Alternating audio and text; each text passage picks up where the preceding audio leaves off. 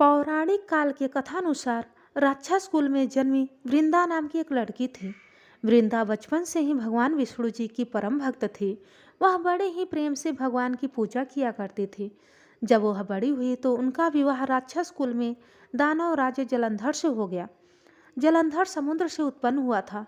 वृंदा बड़ी ही पतिव्रता स्त्री थी, सदा अपने पति की सेवा किया करती थी। एक बार देवताओं और दानवों के बीच घमासान युद्ध हुआ।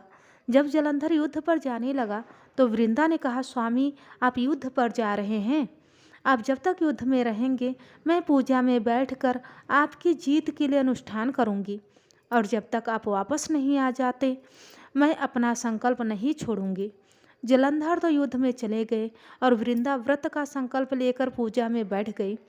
उनके व्रत के प्रभाव से देवता भी जलंधर को जीत नहीं सके। सारे देवता जब हारने लगे तो वे सभी भगवान विष्णु जी के पास गए। सबने भगवान से प्रार्थना किया कि वृंदा का व्रत भंग किया जाए, नहीं तो हम युद्ध नहीं जीत सकेंगे। तब भगवान ने कहा कि वृंदा मेरी परम भक्त है, मैं उसके साथ छल नहीं कर सकता। तब देवता ने कहा कि भगवान दूसरा कोई उपाय भी तो नहीं है, अब आप ही हमारी मदद कर सकते हैं। भगवान विष्णु जलंधर का रूप धारण करके वृंदा के महल में जा पहुँचे। जैसे ही वृंदा ने अपने पति को देखा वे तुरंत पूजा में से उठ गई और उनके चरण छू ले। जैसे ही वृंदा का संकल्प टूटा, युद्ध में देवताओं ने जलंधर को मार दिया और उनका सिर काट कर अलग कर दिया। उनका सिर वृंदा के महल में आकर गिरा।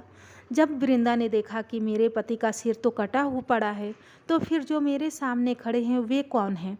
उन्होंने पूछा कि आप कौन हैं जिसका मैंने स्पर्श किया है? तब भगवान अपने रूप में आ गए और वे कुछ ना बोल सके। वृंदा सारी बात समझ गई। उन्होंने भगवान को श्राप दिया कि आप पत्थर के हो जाओ। भगवान तुरंत पत्थर के हो गए। सभी देवता में हाहाकार करने लगे। लक्ष्मी जी रोने लगी और वृंदा से प्रार्थना करने लगी। तब वृंदा जी ने भगवान विष्णु जी को वापस वैसा ही कर दिया और अपने पति का कटा सिर लेकर वहीं वे सती हो गई। उनकी राख से एक पौधा निकला।